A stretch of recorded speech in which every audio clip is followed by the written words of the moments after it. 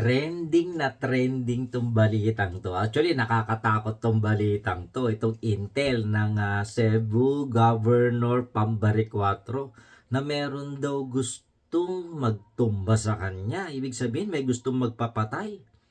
Taga Mindanao. Teka, may naalala ako. Sino nga ba yung taga Mindanao na mahilig magpapatay, magbanta ng pagpatay, at puro karahasan ng alam? Di ba magkakampi sila? Baka natunugan na kakabilang bakod na si Pambaric 4 dahil nakita niya yung kabutihan ng administrasyon.